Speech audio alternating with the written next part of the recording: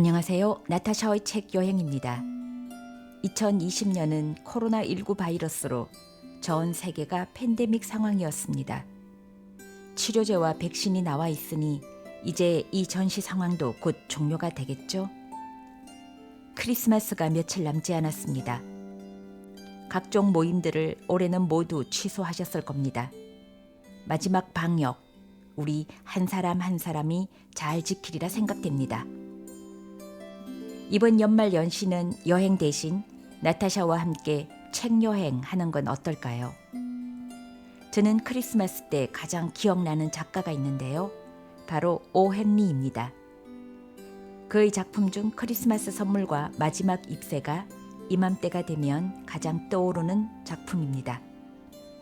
오 헨리는 1862년 9월 11일 미국 노스캐롤라이나 주에서 내과 의사인 엘저넌 시드니 포티와 어머니 메리 제인 버지니어 스웨임의 셋째 아들로 태어났습니다. 본명은 윌리엄 시드니 포터이며 소설을 발표하면서부터 오 헨리로 개명을 했다고 합니다. 오 헨리의 어린 시절은 행복하지만은 않았네요. 3살 때 어머니가 폐결핵으로 사망하게 되자 아버지는 알코올 중독자가 되었고 그는 숙모 집으로 옮겨가게 되었는데 숙모가 경영하는 사립학교에서 15세 때까지 교육을 받았습니다. 그 시절에 이미 문학과 그림에 재능을 보였다고 하네요. 그 후 삼촌의 약국에서 약제사로 일하다가 텍사스주로 건너가 양치기와 우편 배달부 노릇을 한 경험도 있습니다. 오스틴에서 식료품상을 경영하던 로처 양딸 에돌 에스터즈 로치와 결혼을 합니다. 1888년 5월에 아들이 태어났으나 곧 사망했으며 같은 해 9월에는 아버지마저 사망하게 됩니다. 1891년부터는 은행 공금 횡령 사건에 휘말리게 되어 투옥이 되기도 합니다. 그 와중에 아내마저 폐결핵으로 사망하게 됩니다.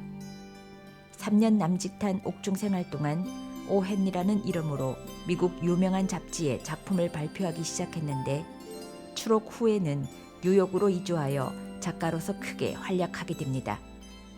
1903년 12월 뉴욕에서 발행하던 선데이 월드지와 계약을 맺어 매주 한 편씩의 단편을 기고했다는데요. 이러한 왕성한 창작 활동은 1906년 1월까지 계속되었다고 합니다. 1907년 어릴 때 고향에서 알게 된 세레린지 콜먼과 재혼했으나 2년 후부터는 뉴욕 호텔에서 혼자 생활하면서 작품 활동에만 전념했다고 합니다. 1910년 6월 5일 폐결핵과 당뇨병 그리고 간경변증 등으로 뉴욕시에서 사망하자 아내의 고향인 애쉬빌에 묻힘으로써 불행한 일생을 마감했습니다. 오 헨리는 약 280여 편의 단편을 발표했는데요. 그의 문학적 특징을 몇 가지 살펴보면 첫째, 작품의 소재가 아주 다양한데 그것은 그의 복잡한 인생 경험에서 우러나온 것으로 실제로 삶의 경험이 작품의 곳곳에 반영되어 있으며 평범한 소재를 이용해 작품을 다듬어내는 기술이 대단하다는 것이고 둘째로는 작품의 작중인물들이 대개가 평범한 소시민이거나 현실과의 싸움에서 패한 사람들이라는 점이며 세 번째는 장소에 대한 뛰어난 감각을 지니고 있다는 점입니다. 마지막으로 우수한 여러 해악이 작품 속에 담겨 있다는 것입니다. 오 헨리는 나다니엘 호손, 에드거 앨런 포와 함께 미국 단편 소설의 전통을 개성 발전시킨 작가 중 한 명이라고 합니다. 단편 소설로 인간의 숭고함과 고귀함을 높이는 데 남다른 관심을 기울인 인도주의자라고도 하겠습니다. 그의 단편 소설에 이른바 트위스트 엔딩이라는 새로운 기법을 도입한 것도 그의 문학적 특징 중 하나인데요. 이 수법은 플롯이 클라이막스로 향하여 진행되다가 결말 부분에 이르러 독자의 기대나 예측과는 전혀 다른 결말에 이르도록 클라이막스를 교묘히 조작하는 수법이라고 합니다. 이러한 그의 문학적 특징을 생각해 보면서 오늘은 크리스마스 선물을 읽어보도록 하겠습니다. 크리스마스 선물은 가난한 신혼부부가 서로에게 크리스마스 선물을 해주려고 자신들에게 가장 중요한 것을 팔아서 선물을 준비합니다. 그러나 받은 선물은 이제 더 이상 소용이 없게 되죠. 가난하지만 서로에 대한 사랑과 희생을 그린 크리스마스 선물. 지금부터 나타샤의 책 여행과 함께 떠나봅니다.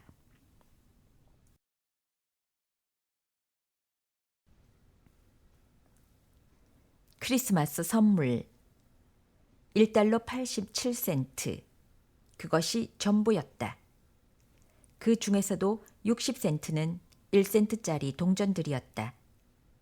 이 돈은 그녀가 식료품 가게와 채소 가게, 푸주간에서 물건을 사면서 한 푼, 두 푼 깎아 모은 것이었다. 이 돈을 모으느라고 이 여자 참으로 구두쇠르구나 하는 가게 주인의 무언의 비난에 얼굴을 붉혔던 적이 한두 번이 아니었다. 델라는 그 돈을 3번이나 세어보았다.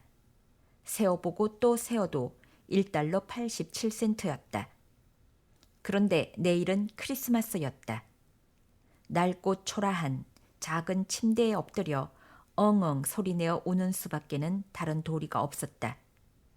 그래서 델라는 침대에 엎드려 정말로 울기 시작했다. 인생이란 눈물과 미소로 이루어져 있으며 그 중에서 눈물이 가장 많다는 어느 명언이 생각났다. 이 집의 안주인이 흐느끼다가 훌쩍거리는 단계로 점차 옮겨가는 동안 잠시 집안을 구경하기로 하자. 가구가 딸린 일주일에 집세 8달러짜리 아파트. 아주 누추한 집은 아니라 할지라도 혹시 거지 단속 경찰대라도 오지 않을까 경계해야 할 만큼 초라한 모습의 집이었다. 아래층 현관에는 아무리 보아도 편지가 들어갈 것 같지 않은 우편함과 아무리 눌러도 소리가 나지 않는 초인종이 있었다. 그리고 거기에는 제임스 딜링함 영이라고 쓰여진 이름표가 붙어 있었다. 이 딜링함이라는 이름은 이 집 주인이 주당 30달러씩 받던 경기가 좋던 시절에는 산들바람에 가볍게 나부끼고 있었다. 그러나 수입이 20달러로 줄어들자 딜링함이라는 글자는 마치 겸손하고 눈에 띄지 않게 D자 하나로 줄어들 것처럼 희미하게 보였다. 그러나 제임스 딜링함 영씨가 귀가해서 2층 아파트로 올라오면 그는 델라라는 이름으로 소개된 제임스 딜링함 영씨 부인으로부터 언제나 짐이라고 다정하게 불리며 뜨거운 포옹을 받곤 하였다. 델라는 울음을 그치고 분첩으로 두 뺨에 분을 발랐다. 그리고 나서 그녀는 창가에 서서 회색 고양이 한 마리가 회색 뒷마당의 회색 울타리 위를 걸어가는 모습을 멍하니 바라보았다. 내일은 크리스마스인데도 그녀에겐 사랑하는 짐에게 선물을 사줄 돈이라고는 1달러 87센트밖에 없었던 것이다.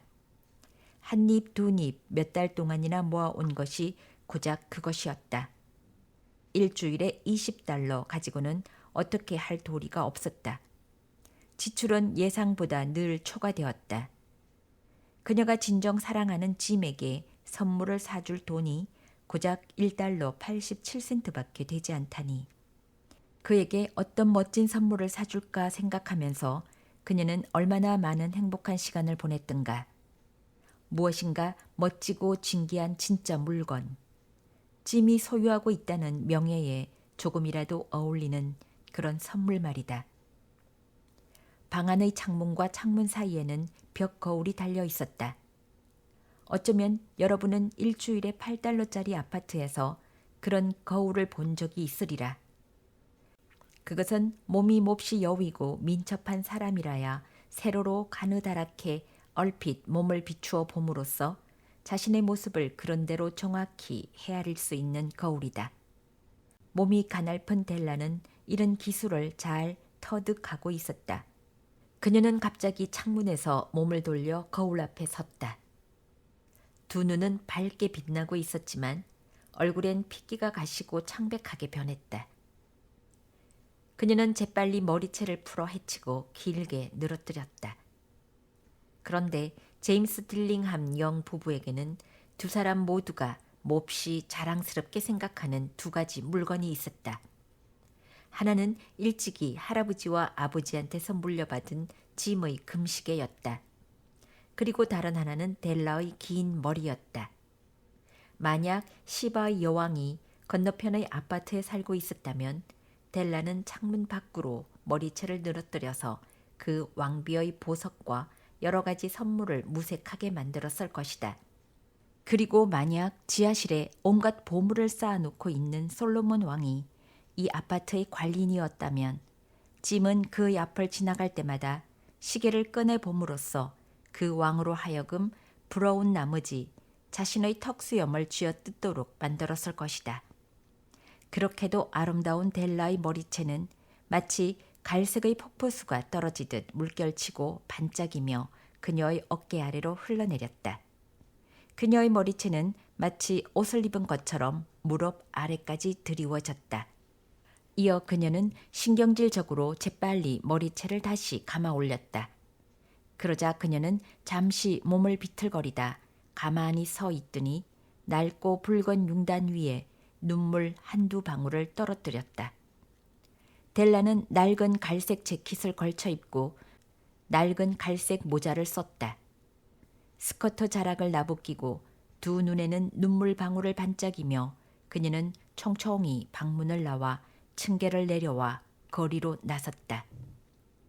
그녀가 발길을 멈춘 곳에는 마담 소프로니 각종 모발품 취급이라는 간판이 걸려 있었다. 단숨에 뛰어 올라간 델라는 숨을 몰아쉬며 마음을 가라앉혔다. 몸집이 지나치게 크고 살결이 희며 싸늘한 느낌마저 주는 마담은 소프로니라는 이름이 별로 어울리지 않는 여자였다. 제 머리채를 사시겠어요? 하고 델라가 물었다. 그러지요 하고 마담이 말했다. 모자를 벗고 머리채를 한번 보여주세요.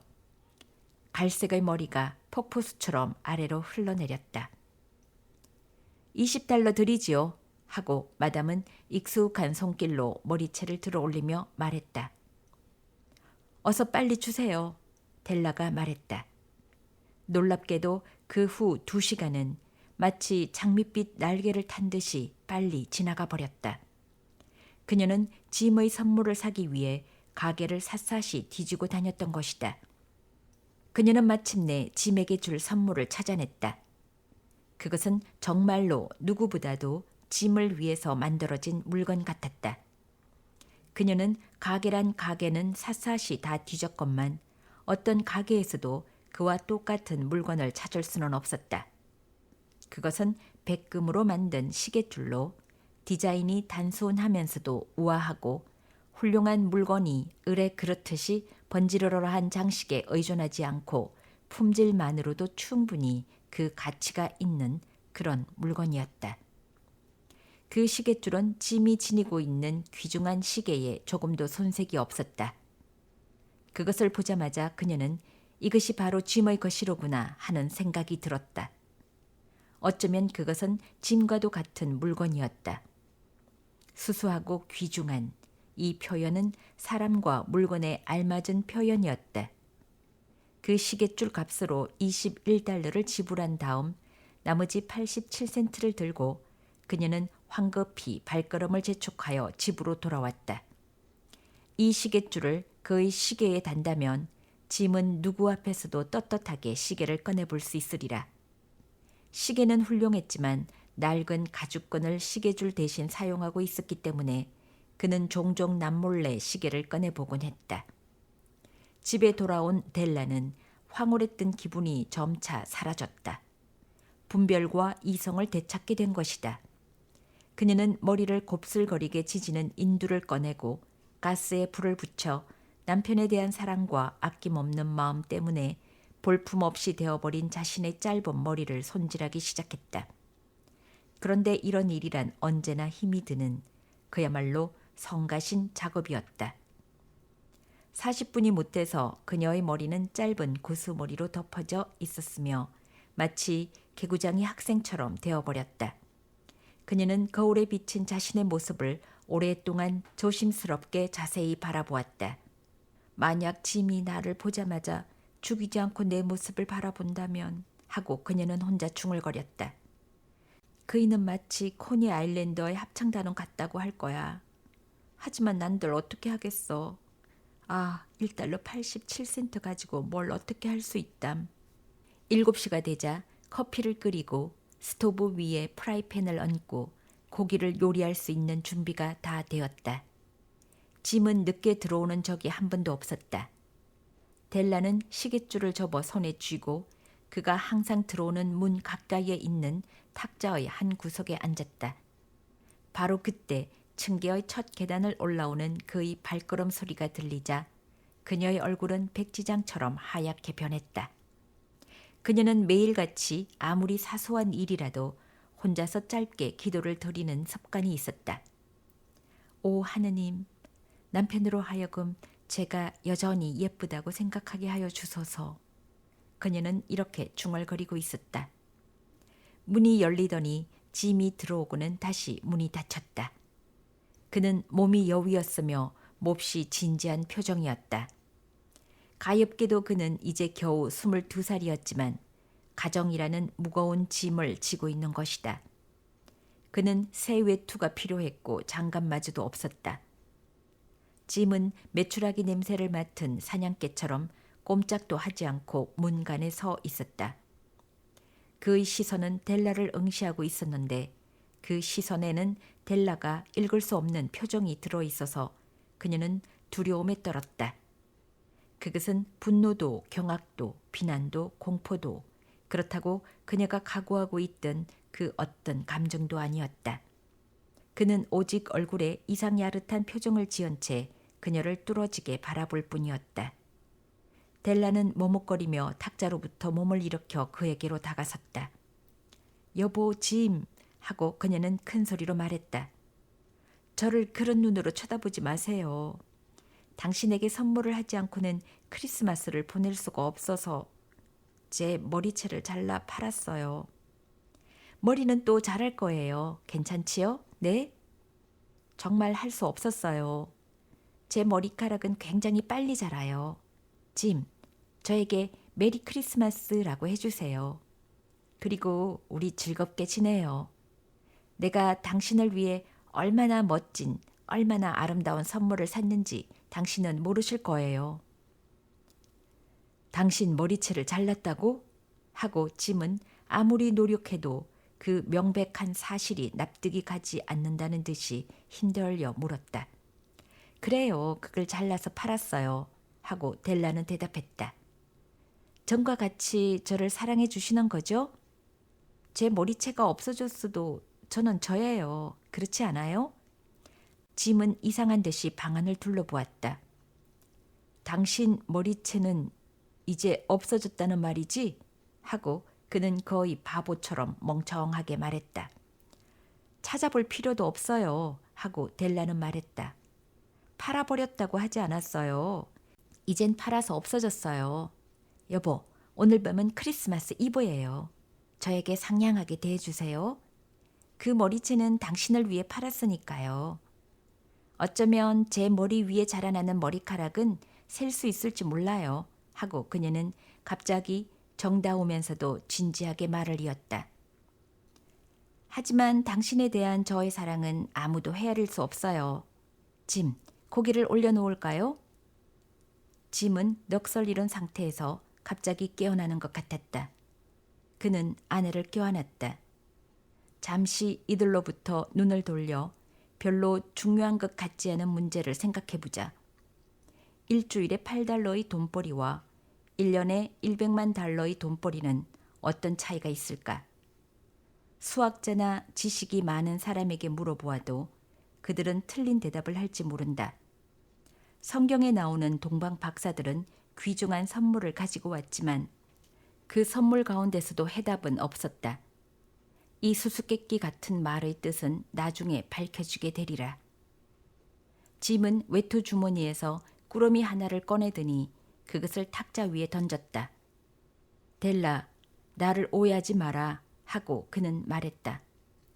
당신이 머리채를 잘라버렸건 면도를 해버렸건 아니면 샴푸를 했건 그렇다고 내가 어떻게 당신을 덜 사랑할 수 있겠어. 그러나 그 꾸러미를 풀어보면 왜 내가 한참 동안 멍해 있었는지 알 거야. 델라의 하얀 손가락이 재빨리 끈과 포장지를 풀었다. 그러자 델라로부터 황홀한 기쁨의 환성이 터져나왔다. 그리고 아! 그 소리는 곧 그녀의 발작적인 눈물과 울음으로 바뀌었으며 그래서 이 방의 주인은 온 힘을 다해 안주인을 위로하지 않으면 안 되었다. 바로 그 탁자 위에는 머리빗, 델라가 오래전부터 브로드웨이의 진열장을 바라보며 갖고 싶어 했던 한 세트로 된 빗이 놓여 있었기 때문이었다. 그것은 가장자리에 보석을 받고 진짜 귀갑으로 만든 아름다운 빗이었으며 지금은 사라져버린 그녀의 아름다운 머리채에 잘 어울릴 빛깔이었다.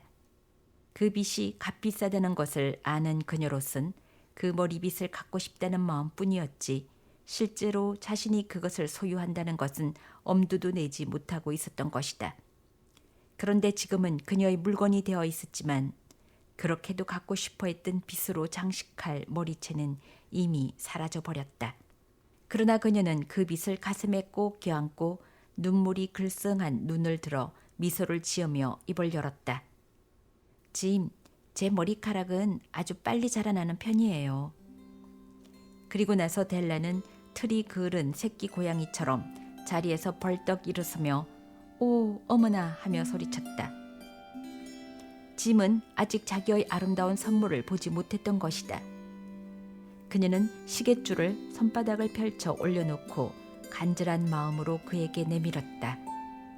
은근한 빛깔의 값진 금속 시계줄은 밝고 열렬한 그녀의 마음의 빛을 담아 빛나는 듯했다. 짐, 멋지지 않아요? 하고 그녀는 말했다. 이걸 구하려고 시내를 온통 샅샅이 뒤졌어요. 당신 이젠 하루에 100번이라도 시계를 볼 수 있을 거예요. 자, 시계를 주세요. 이 시계줄이 당신 시계에 얼마나 잘 어울리는지 보고 싶어요. 그러나 짐은 시계를 꺼내주는 대신에 털썩 침대에 주저앉은 다음 뒤통수에 두 손을 갖다 대고 빙긋이 웃었다. 여보, 하고 그는 말했다. 크리스마스 선물을 당분간 치워둡시다. 그것들을 지금 당장 사용하기엔 너무 훌륭한 것들이니 당신에게 빚을 사줄 돈을 마련하느라고 난 시계를 팔았다오. 자, 이제 고기 토막을 올려놓구려. 여러분도 알다시피 동방 박사들은 말 구유에서 태어난 아기 예수에게 선물을 가져다 주었던 현명한 사람들이었다. 사람들이 크리스마스 선물을 주고받게 된 것도 바로 이들로부터 시작되었던 것이다. 그들은 현명한 사람들이었기 때문에 그들의 선물 또한 틀림없이 현명한 것이어서 만약 그 선물이 서로 같을 경우에는 어쩌면 다른 것으로 바꿀 수 있었으리라. 어쨌든 나는 여기에 서로를 위해서 자신의 가장 값진 보물을 가장 어리석게 희생해버린 싸구려 아파트에 살고 있는 두 젊은이의 평범한 이야기를 서툴게나마 늘어놓았다. 그러나 오늘을 사는 현명한 사람들에게 마지막으로 하고 싶은 말은 선물을 주는 모든 사람들 중에서 아니 선물을 주고받는 모든 사람들 중에서 이들 두 사람이야말로 가장 현명한 사람들이라는 점이다. 이 세상에서 그들은 가장 현명한 사람들이다. 그들이 바로 동방 박사들이기 때문이다. 원제 The Gift of the Magi. 이번 크리스마스는 비대면이라 서로 만나지는 못하더라도 책이나 작은 선물 정도는 보내어 마음을 전달하는 것도 좋을 것이라 생각되네요. 지금까지 나타샤의 책 여행이었습니다. 여러분 모두 따스하고 행복한 크리스마스 되세요.